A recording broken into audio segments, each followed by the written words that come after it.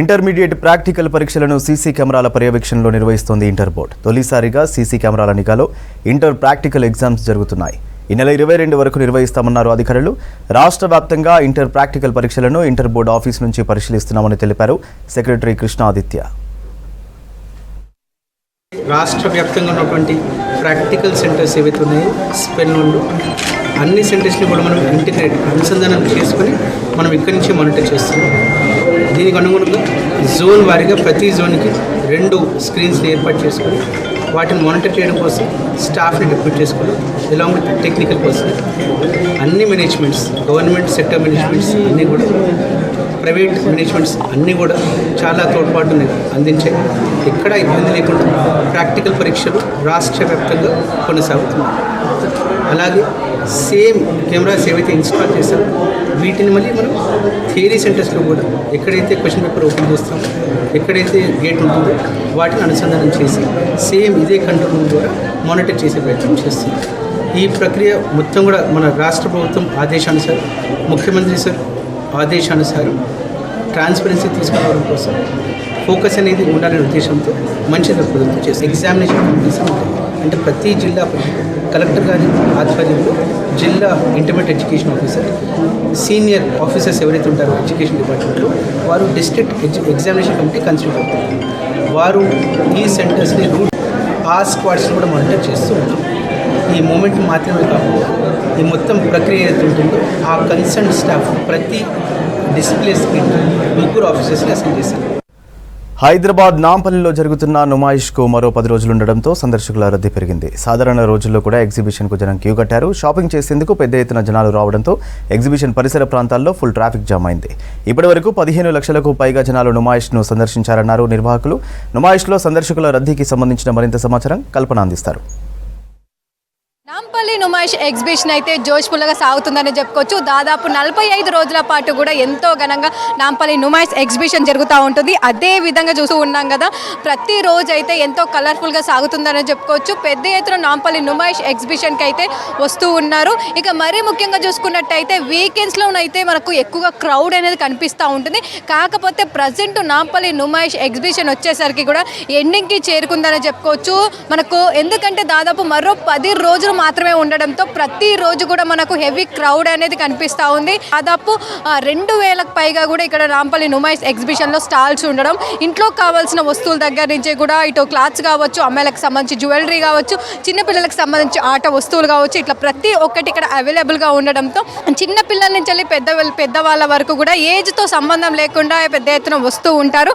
అదేవిధంగా చూస్తూ ఉన్నాం కదా, మనకు క్రౌడ్ అయితే పెద్ద ఎత్తున కొనసాగుతూ ఉంది. దాదాపు ప్రతిరోజు కూడా మనకు ఇదే క్రౌడ్ అనేది కనిపిస్తూ ఉంది. ఫ్యామిలీతో కావచ్చు, ఫ్రెండ్స్తో కావచ్చు పెద్ద ఎత్తున ఇక్కడికి వచ్చి కూడా నాంపల్లి నుమాయిష్ విజిట్ చేస్తూ ఉన్నారు. నచ్చిన వస్తువులు కొనుక్కుంటూ ఉన్నారు. ఇక నాంపల్లి నుమాయిష్ అనగానే వస్తువులతో పాటు మెయిన్గా చెప్పాలంటే ఇటు గేమింగ్ జోన్ కావచ్చు, దాంతోపాటు ఇటు ఫుడ్కి సంబంధించి కావచ్చు ప్రతి ఒక్కటి కూడా ఇక్కడ అవైలబుల్గా ఉంటుంది. ఇతర రాష్ట్రాలకు సంబంధించి ఫుడ్ కావచ్చు, మెయిన్గా చెప్పాలంటే ప్రతిరోజు మనకి ఇక్కడ హలీం అనేది దొరుకుతూ ఉంటుంది. నార్మల్గా సాధారణ రోజుల్లో రంజాన్ టైంలో దొరికే హలీం కూడా ఇక్కడ పిస్తా హౌస్లో ప్రతి డే కూడా మనకు 45 రోజుల పాటు ఉండడంతో కూడా ఫుడ్కి సంబంధించి కూడా ఎక్కువగా వస్తూ ఉంటారు. ఇటు పిస్తా హౌస్కి సంబంధించి కావచ్చు, హలీం కావచ్చు, దాంతోపాటు ఇటు స్నాక్స్ కావచ్చు ప్రతి ఒక్కటి ఇక్కడ అవైలబుల్గా ఉండడంతో పెద్ద ఎత్తున వస్తూ ఉంటారు. ఇక మరీ ముఖ్యంగా చూసుకున్నట్టయితే 45 రోజుల పాటు నాంపల్లి నుమాయిష్ ఎగ్జిబిషన్ మనం చూసుకున్నట్టయితే నాంపల్లి పరిసర ప్రాంతాల్లో కూడా మనకు పెద్ద ఎత్తున ట్రాఫిక్ జామ్ అనేది కొనసాగుతూ ఉంటుంది. పెద్ద ఎత్తున పబ్లిక్ కూడా వస్తూ ఉంటారు. ఇక నా షాపింగ్ అనగానే మనందరికీ ముందుగా గుర్తొచ్చేది మహిళలే.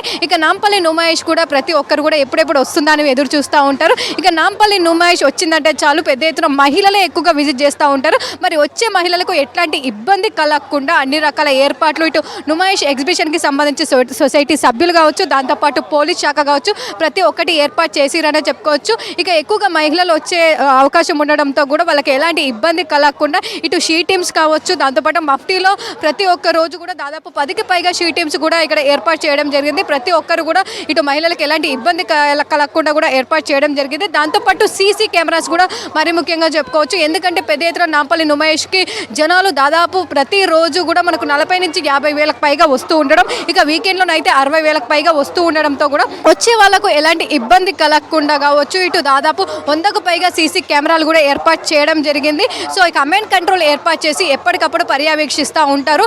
దొంగలు ఎక్కువగా ఉండే అవకాశం ఉండడంతో కూడా పిక్ ప్యాకెట్ జరగడం కావచ్చు, మొబైల్ సెల్ ఫోన్స్ ఇట్లా అవన్నీ పోతూ ఉండడంతో కూడా కంప్లైంట్స్ ఎక్కువగా వస్తూ ఉండడంతో ఎప్పటికప్పుడు కూడా కమాండ్ కంట్రోల్ ఏర్పాటు చేసి పర్యవేక్షిస్తూ ఉంటారు. చూస్తూ ఉన్నాం కదా, ప్రతి ఒక్క స్టాల్లో కూడా మనకు క్రౌడ్ అనేది అయితే పెద్ద ఎత్తున కనిపిస్తూ ఉంది.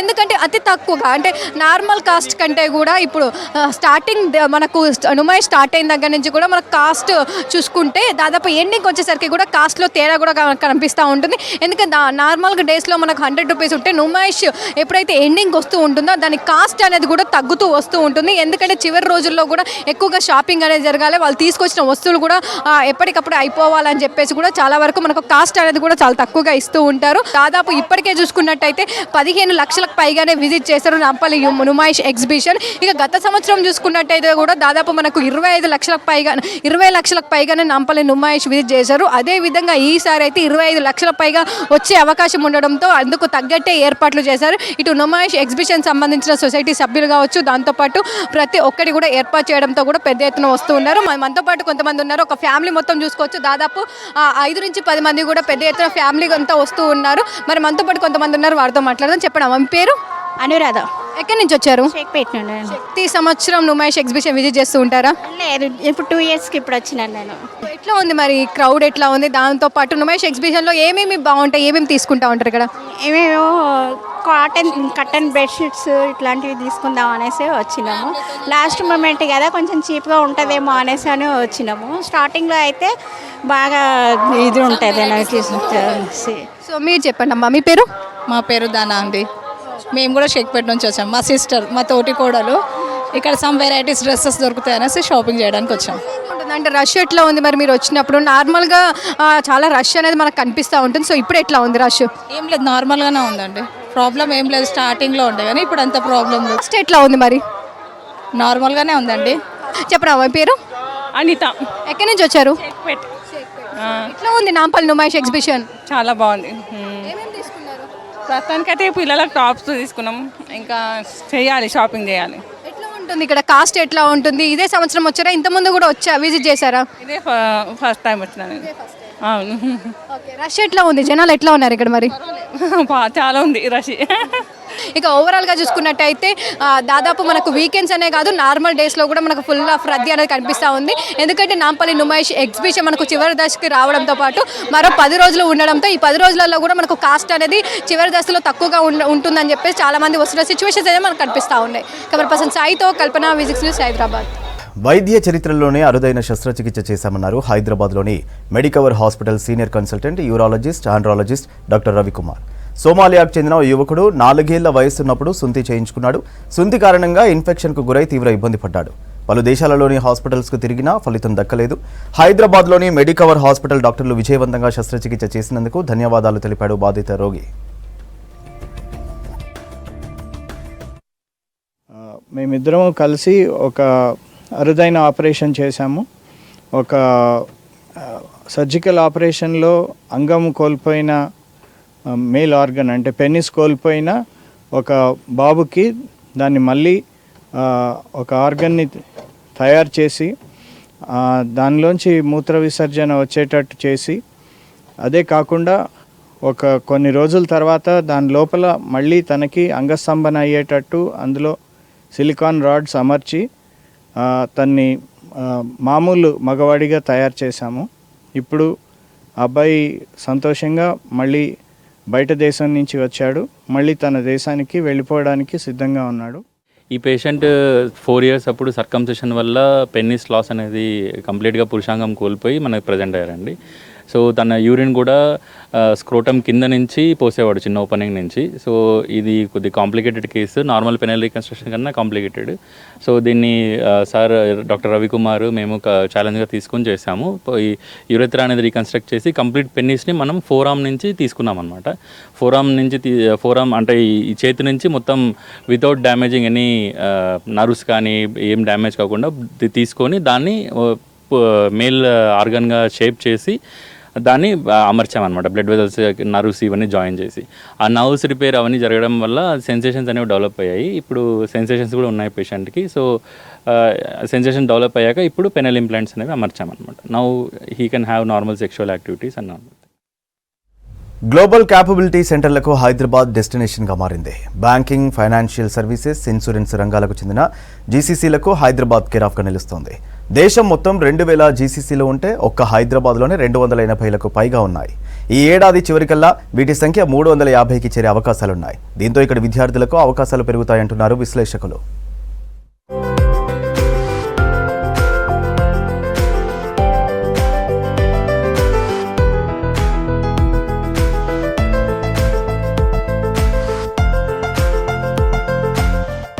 ఐటీ హబ్గా ఉన్న హైదరాబాద్ గ్లోబల్ క్యాపబిలిటీ సెంటర్స్కు కేంద్రంగా ఎదుగుతోంది. Cloud computing, artificial intelligence, cyber security, blockchain, robotics, data analytics స్పెషలిస్టులకు ఈ కేంద్రాల్లో పనిచేసేందుకు డిమాండ్ ఏర్పడింది. దేశంలోని జీసీసీలకు అవసరమైన డిజిటల్ నిపుణుల్లో 45% మన భాగ్యనగరం నుంచే వస్తున్నారు.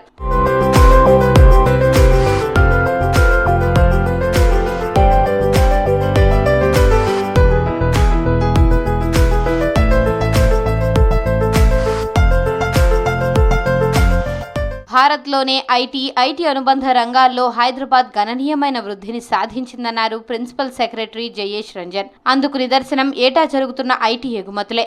ఇక గ్లోబల్ దిగ్గజాలైన Microsoft, Google, Amazon, Apple, Wells Fargo, Bank of America, HSBC, Franklin Templeton, Broadridge, ADP, JP Morgan, Novartis, Deloitte సంస్థలకు హైదరాబాద్లో జీసీసీ కేంద్రాలున్నాయని తెలిపారు జయేష్ రంజన్. మన రాష్ట్రంలో జీసీసీస్కి ప్రాధాన్యత క్రమంగా పెరుగుతూ ఉంది. గత సంవత్సరం, అంతకుముందు ఉన్నటువంటి సంవత్సరాల్లో కూడా హైదరాబాద్లో చాలా విదేశీయ కంపెనీస్ వాళ్ళ జీసీసీ స్థాపించుకోవడానికి ముందుకి వచ్చినాయి. అండ్ భవిష్యత్తులో కూడా అదే వేగంగా కొత్త జీసీసీస్ని మన వైపు ఆకర్షించుకోవడానికి అన్ని ప్రయత్నాలు, అన్ని సన్నాహాలు జరుగుతూ ఉన్నాయి. కానీ అదే సమయంలో సిటీలో ఉన్నటువంటి జీసీసీస్, మన హైదరాబాద్లో ఈరోజు 280 పైన జీసీసీస్ ఉన్నాయి. కొన్ని జీసీసీస్ కొన్ని దశాబ్దాల నుంచి కూడా హైదరాబాద్లో స్థిరపడి ఉన్నాయి. సో వాళ్ళకి ఎట్లాంటి అనుభవాలు ఎదురవుతూ ఉంది, ఎక్కడైనా కష్టాలు అనుభవిస్తున్నారా, సాధక బాధకాలు ఏమున్నాయో, వాళ్ళ నుంచి సూచనలు, సలహాలు ఏముందో, ఎప్పుడైనా అవకాశం దొరుకుతూ ఉంటే వాళ్ళతో మేము ప్రభుత్వ పరంగా కలుస్తూ ఉంటాము. అండ్ వాళ్ళ ఇచ్చిన సలహాలు, సూచనల మేరకు కొత్త పాలసీస్, కొత్త ఇన్ఫ్రాస్ట్రక్చర్, స్కిల్లింగ్ ప్రోగ్రామ్స్, శిక్షణ కార్యక్రమాలు ఇట్లాంటివి జరుగుతూ ఉంటుంది. 24 గంటల విద్యుత్, వాటర్తో పాటు కనెక్టివిటీ బాగుందన్నారు. అన్ని కాలాల్లోనూ అనుకూలమైన వాతావరణంతో పాటు సంస్థలకు రాష్ట్ర ప్రభుత్వం అందిస్తున్న సహకారం వల్లే ఇంటర్నేషనల్ సంస్థలు తమ జీసీసీలను హైదరాబాద్లో నెలకొల్పుతున్నారని అన్నారు జయేష్ రంజన్. మరిన్ని సంస్థలు తమ గ్లోబల్ క్యాపబిలిటీ సెంటర్లను ఏర్పాటు చేస్తూనే ఉన్నాయి. I think GCCs is an important growth in the India's story to hit from our 3 billion GDP to $3 trillion GDP to $30 trillion GDP by 2047. And I think GCCs become a very important part, which are probably growing at 13%, double the growth rate of India's GDP. And I would say in the GCC growth story, Hyderabad is really leading the way with a line share of 30% of growth. And I think that is a commendable job, not just by from a talent point of view, but also from an infrastructure and a skill point of view. And I think Jayesh Ranjan Garu was here, and the way government has been supportive, I think this is phenomenal to say. We as a company, MoveInSync, are in employee commute, and I think unfortunately the sad part of growth happens to be increase in traffic. జీసీసీలో నూతన ఆవిష్కరణలు ఇక్కడి నుంచే ప్రారంభం కానున్నాయి. Banking, financial services, insurance, pharma రంగాలతో పాటు automobile, ఇంజనీరింగ్లలో సరికొత్త టెక్నాలజీని తయారు చేయనున్నారు. దీంతో ఇక్కడి ప్రాంత విద్యార్థులకు ఎక్కువ అవకాశాలుండనున్నాయి.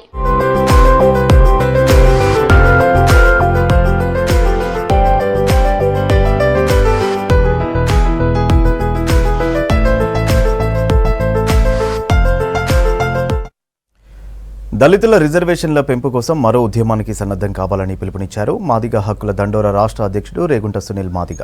ఆ ఉద్యమానికి చెన్నూరు ఎమ్మెల్యే వివేక్ వెంకటస్వామి సారథ్యం వహించాలన్నారు. రిజర్వేషన్ల పెంపుకు మాలా మాదిగల ఐక్యతకు వివేక్ కార్యాచరణ తీసుకుంటే మాదిగ హక్కుల దండోరా పనిచేస్తుందన్నారు. రాష్ట్ర ప్రభుత్వం వర్గీకరణపై చేసిన ప్రతిపాదనను మందకృష్ణ మాదిగ విభజించడం సరికాదన్నారు.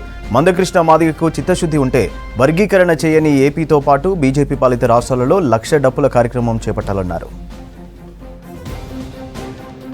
శాసనసభ్యులు వివేక్ వెంకటస్వామి గారు తాము వర్గీకరణకు వ్యతిరేకం కాదని మాలల ఆత్మగౌరవం కోసమే సభ పెట్టామని స్పష్టంగా చెబుతూనే ఇట్లాంటి క్లిష్ట పరిస్థితులలో వర్గీకరణను సమర్థిస్తూనే రిజర్వేషన్లను పెంచుకుంటే ఏ వర్గానికి కూడా ఇబ్బందులు ఉండవనేటువంటి ఒక స్పష్టమైన సమాచారాన్ని దళిత జాతికి ఆయన అందించారు. రిజర్వేషన్లు పెరగడం ఎంత అవసరమో ఆయన వివరించారు. కాబట్టి ఆయనకు మాదిగ హక్కుల దండోరా రాష్ట్ర కమిటీ తరఫున ప్రత్యేక ధన్యవాదాలు, హృదయపూర్వక కృతజ్ఞతలు తెలియజేస్తున్నాం. భవిష్యత్తులో మాదిగలు రిజర్వేషన్తో పాటు హక్కుల సాధించుకోవడం కోసం, దళితుల ఐక్యతను చేయడం కోసం, మాదిగలకు రావాల్సినటువంటి హక్కులతో పాటు అణగారిన వర్గాలకు రావాల్సినటువంటి హక్కుల కోసం ఉద్యమించే క్రమంలో తప్పకుండా దళితుల్లో ఉన్నటువంటి అగ్రగామిగా ఉన్నటువంటి వివేక్ వెంకటస్వామి గారితో పాటు కడియం శ్రీహరి గారితో పాటు పెద్దలందరూ కూడా కలిసి వచ్చి దళితుల ఐక్యత దిశగా కృషి చేయాలని చెప్పేసి మేము కోరుతున్నాం. వారు తప్పకుండా కృషి చేస్తారనేటువంటి నమ్మకం మాకున్నది. కాబట్టి రిజర్వేషన్ల పెంపు కోసం మరో ఉద్యమం రావాల్సినటువంటి అవసరం తెలంగాణ గడ్డ మీద ఉన్నది.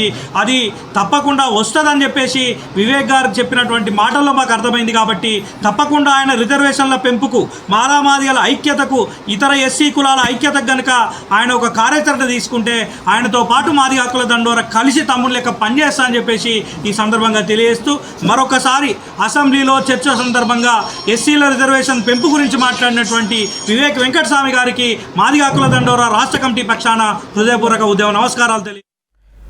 ఏసియాస్ బిగ్గెస్ట్ జ్యువెలరీ ఎగ్జిబిషన్కు హైదరాబాద్ వేదిక అవబోతోంది. ఈ నెల 21 నుంచి 3 రోజుల పాటు హోటల్ తాజ్ కృష్ణాలో జ్యువెలరీ ఎక్స్పో నిర్వహిస్తున్నట్టు ఆర్గనైజర్స్ తెలిపారు. దీనికి సంబంధించిన కటన్ రైజర్ ఈవెంట్ను బంజారా హిల్స్లో నిర్వహించారు. ఈ కార్యక్రమంలో ఫెవినా మిస్ ఏసియాతో పాటు మోడల్స్ పాల్గొన్నారు.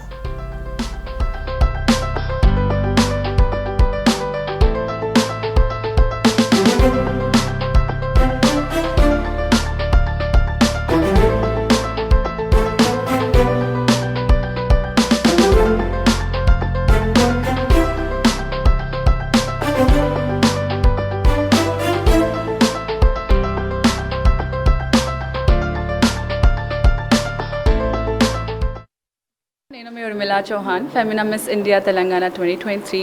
ఈరోజు నేను కటన్ రేజర్కి వచ్చాను ఏషియా జ్యువెల్స్కి. Asia jewels is happening on 21st, 22nd and 23rd of this month which is February. ఫిబ్రవరి అనగానే అందరికీ లవ్ అని గుర్తొస్తుంది because Valentine's week, Valentine's month. So I want you to come to Asia jewels, exhibit your favourite collection and gift your loved ones so that they feel happy and also like grateful. Other than that మీరు loved వాళ్ళకి కాకుండా మనకి కూడా gift చేసుకోవాలి. You should also have self love. So everyone please come to Taj Krishna on 21st, 22nd and 23rd of this month which is February. See you all there.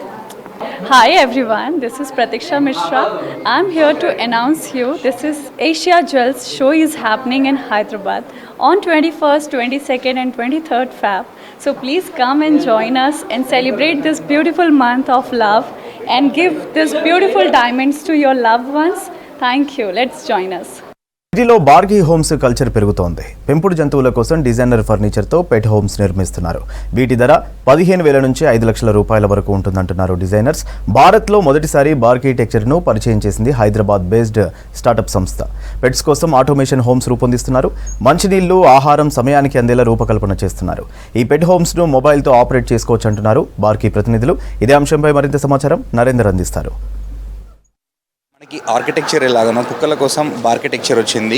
First time ఇండియాలో ఇలాంటి కాన్సెప్ట్ని తీసుకొచ్చారు. వీటి కోసం కుక్కల కోసం విల్లాలు, పాట్స్తో కూడా కస్టమైజ్డ్ విల్లాలు కూడా తయారు చేస్తున్నారు. అసలు ఈ ఆర్కిటెక్చర్లో విల్లాలు ఎలా ఉంటాయి, కుక్కలకి ఎలాంటి మెటీరియల్తో అవి తయారు చేస్తున్నారో ఒకసారి తెలుసుకుందాం. వాట్ ఈస్ ద ఆర్కిటెక్చర్ అంటే ఏంటి, ఇండియాలోకి ఎందుకు తీసుకొచ్చారు?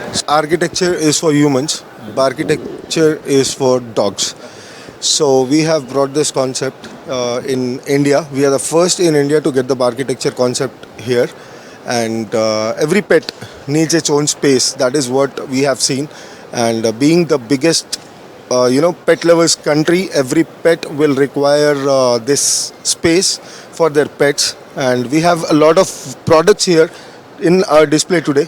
We have we have mansions, we have pods, we have villas, we have every product displayed here. We have furniture as well. You can have a look at the furniture. I'll just explain you about the products.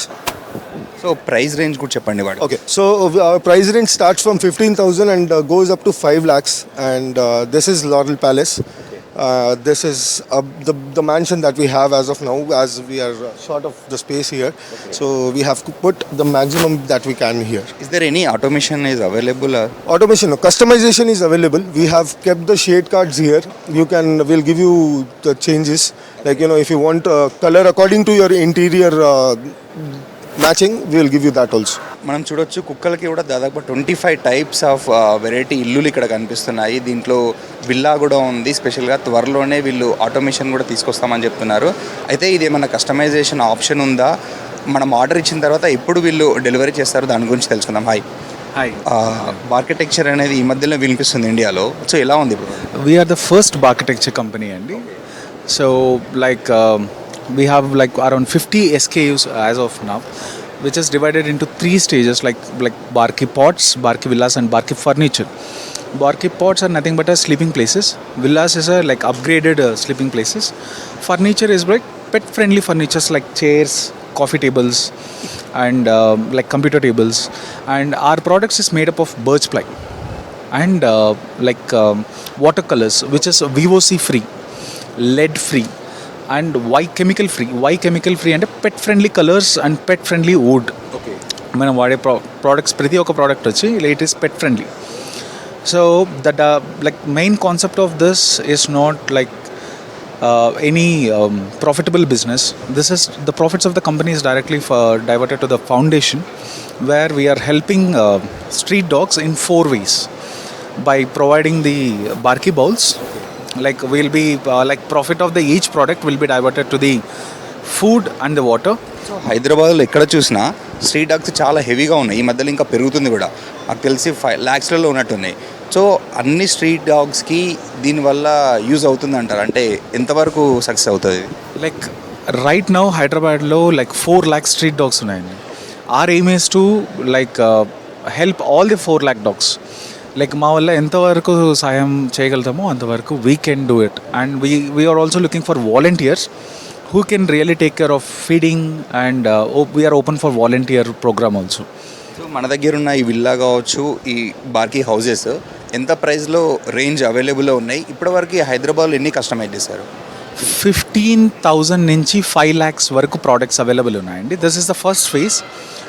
Next ఫేజ్లో will be having automation food feeders, automation water feeders, and you can have the visibility on your CC camera, so you can have from the product you can see your pet around the house. So that is on the next phase. Right now we have 50 SKUs. Okay, ఎక్కడెక్కడ ఇప్పటివరకు ఇవి పెట్టారు? ఎన్ని orders వచ్చాయి? Right now we have launching the product here in Petix. Okay. This is our first appearance in the market. So we are going to expecting a good sale in next few days. ఓవరాల్గా మనం చూసుకుంటే బార్కీ హౌసెస్ని రీసెంట్గా launch చేస్తామని చెప్తున్నారు. ఇక్కడ 25 వరకు of variety of dog houses ఉన్నాయి. త్వరలోనే ఆటోమేషన్ కూడా తీసుకొస్తామని చెప్తున్నారు. ఈవెన్ కస్టమైజేషన్ కూడా ఆప్షన్ ఉంది, కలర్ ఆప్షన్ కూడా ఉంది. చాలా పెట్ ఫ్రెండ్లీగా వీటిని రూపొందించామని చెప్తున్నారు. కెమెరామెన్ శ్యామ్తో నరేందర్, V6 న్యూస్, హైదరాబాద్. యువతులను ట్రాప్ చేసి ప్రైవేటు వీడియోలతో బెదిరించి అఘాయిత్యాలకు పాల్పడుతున్నాడని లావణ్య కంప్లైంట్తో మస్తాన్ సాయి లీలలు ఒక్కోటి బయటపడుతున్నాయి. మస్తాన్ సాయి హార్డ్ డిస్క్లో వందల మంది ప్రైవేటు వీడియోలు, కాల్ రికార్డింగ్లు ఉన్నాయన్నారు. ఇలా ఎన్నో సంచలన విషయాలు పోలీసుల దర్యాప్తులో తెలుస్తున్నాయి.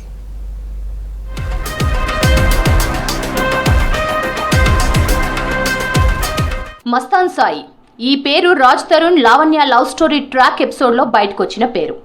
రాజ్ తరుణ్ లావణ్యతో విడిపోవడానికి మస్తాన్ సాయి కారణమంటూ అప్పట్లో ప్రచారంలోకి వచ్చింది. మస్తాన్ సాయి తన బెస్ట్ ఫ్రెండ్ అంటూ లావణ్య వెనకేసుకొచ్చింది. ఆ కథలో ఆ రోజు మస్తాన్ సాయి మంచోడు, కానీ ఆ కథ అడ్డం తిరిగింది. మస్తాన్ సాయిలో మస్తు షేడ్స్ బయటకొస్తున్నాయి. లావణ్య బాధితురాలుగా మారి నార్సింగ్ పోలీసులకు ఫిర్యాదు ఇవ్వడంతో కసాయి చేష్టలన్నీ ఒక్కొక్కటిగా బయటపడుతున్నాయి.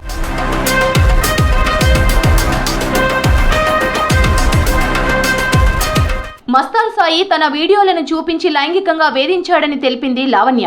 మస్తాన్ సాయి వీడియోలు రికార్డ్ చేశాడన్నది లావణ్య. గతంలో పట్టాభిపురం పోలీస్ స్టేషన్ లో కూడా మస్తాన్ సాయి పైన కేసు బుక్ అయింది. తనను డ్రగ్స్ కేసులో ఇరికించేందుకు బిగ్ బాస్ ఫేమ్ శేఖర్ బాషా మస్తాన్ సాయి కుట్ర పన్నినట్లు కంప్లైంట్ లో తెలిపింది లావణ్య. మొబైల్లో మాట్లాడుకున్న మాటల ఆడియో క్లిప్లను నార్సింగ్ పోలీసులు స్వాధీనం చేసుకున్నారు.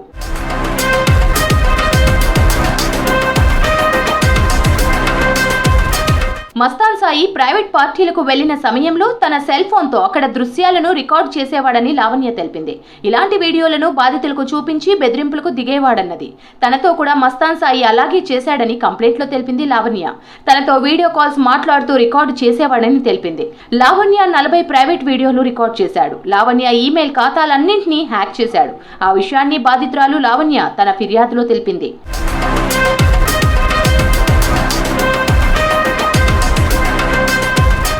మస్తాన్ సాయి వీడియోలు తీసిన విషయం లావణ్యకు తెలియడంతో ఇద్దరి మధ్య గొడవలు మొదలయ్యాయి. గతంలో వీరి మధ్య రాజు తరుణ్ రాజీ కుదిర్చాడు.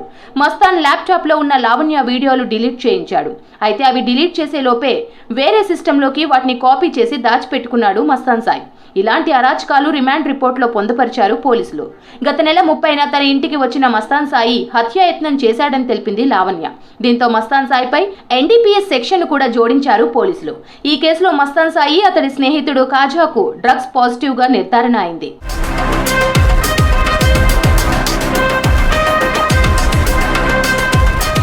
తన గుట్టు బయటపడుతుందని అనుమానం వస్తే కాళ్ల బేరానికి వచ్చి సూసైడ్ చేసుకుంటానని బెదిరిస్తాడు మస్తాన్ సాయి. తెర వెనుక అడ్డొచ్చిన వాళ్లను చంపేందుకు స్కెచ్లు వేస్తాడని ఇలా ఎన్నో నమ్మలేని నిజాలు రిమాండ్ రిపోర్ట్లో ఉన్నాయి.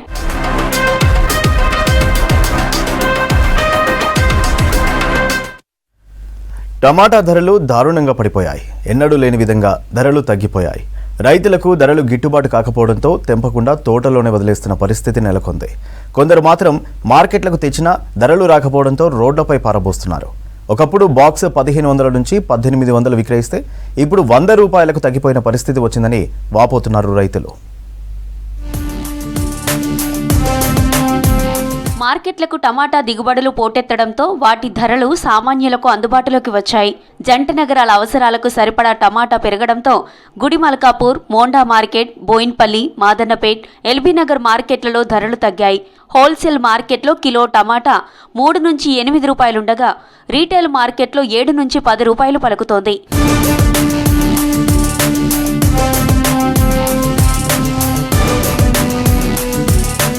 గిట్టుబాటు ధర లేక కష్టపడి పండించిన పంటను పక్కన పారేయాల్సిన పరిస్థితి వస్తుందంటున్నారు రైతులు. మార్కెట్కి తీసుకొచ్చిన తమకు నష్టం కలిగిస్తున్నాయన్నారు. కష్టపడి పండించిన పంట వృధా అవుతుందన్నారు. పెట్టుబడి, రవాణా ఖర్చులు కూడా రావట్లేవు అంటున్నారు. తక్కువ ధరకు అమ్మితే ఇల్లు గడవని పరిస్థితి ఉందంటున్నారు రైతులు. పెట్టుబడి తక్కువ అనగానే ఎకరానికి 30-40 వేలు వస్తుంది ఖర్చు. మనం ఇంకా పెద్ద మంచిగా చేస్తే 50-60 వేలు వస్తుంది. ఇక్కడ వచ్చేదంతా ఎకరానికి ఇప్పుడు 20 వేలు కూడా వస్తలేవు. లేబర్ ఖర్చు డైలీ ఒక 500 తీసుకుంటారు. ఒక్కొక్కరు 400 నుంచి 500 తీసుకుంటారు. తక్కువ ట్రాన్స్ఫర్ బాక్స్కి 50-40 అట్లా ఘోరం పరిస్థితి ఉన్నది. ఈ రైతుకు ₹1 వచ్చేది లేదు. ఉల్టా మీద పడుతున్నాయి. ఆటోలలో తెచ్చి రోడ్ల పండి పోయేటప్పుడు మిగిలిన అంటే చల్లేసుకుంటూ పోతున్నాం. అట్లా గవర్నమెంట్ ఎక్స్పోర్ట్ ఎక్కడైనా చేసి చేస్తే మన రైతుకు బెనిఫిట్ వస్తుంది. అప్పటిదాకా రాదు ఇది. గతేడాది టమాటో ధరలు పెరిగినప్పుడు రైతుల కంటే వ్యాపారులకే లాభం వచ్చిందన్నారు. ఇప్పుడు ధరలు పడిపోతే నష్టం మాత్రం రైతులకు వస్తుందంటున్నారు. తాము వేసిన పంటకు పెట్టుబడి కూడా రావడం లేదంటున్నారు. గిట్టుబాటు ధర లేక తీవ్ర ఇబ్బందులు పడుతున్నామంటున్నారు. మరో నెల రోజులు ధరలు ఇలాగే కొనసాగే అవకాశం ఉందంటున్నారు. గిట్టుబాటు ధర కల్పించేలా ప్రభుత్వం చర్యలు తీసుకోవాలని కోరుతున్నారు రైతులు. టమాటాలు చూడండి, 100 రూపాయల బాక్స్ అంటే చూడండి, మీరే ఆలోచించండి. అది ఎంత ఇప్పుడు దానికి ఒక్కొక్క మనిషికి ఒక 4 బాక్సులు తెంపినా కానీ కూలి ఏం వెళ్తుంది. ఇక ఒక బాక్స్ కిరాయి ఇక 60 రూపాయలు 50 రూపాయలు తీసుకుంటారు. ఇక ఆడికి నీటికి వచ్చేవాకలా ఇక్కడ వచ్చేది 100 రూపాయలు బాక్స్ అమ్ముతుంది. దానికి కమిషన్ ఏం పోతుంది, ఏం వస్తుంది చూడండి. టమాటా ధరలు పడిపోవడంతో ఇబ్బందులు పడుతున్నారు రైతులు. పండించిన పంటకు గిట్టుబాటు ధర రావడం లేదని వాపోతున్నారు.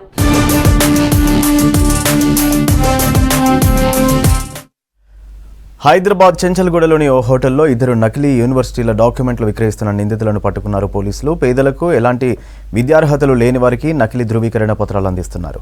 విదేశాల్లో, ఇతర ప్రాంతాల్లో ఉద్యోగాల పేరుతో వారి నుంచి భారీ మొత్తంలో వసూలు చేస్తున్న ముఠాను అరెస్ట్ చేశారు. నకిలీ డాక్యుమెంట్స్తో డబ్బు సంపాదించేందుకు నిందితులు అలవాటు పడ్డారని తెలిపారు డీసీపీ. హైదరాబాద్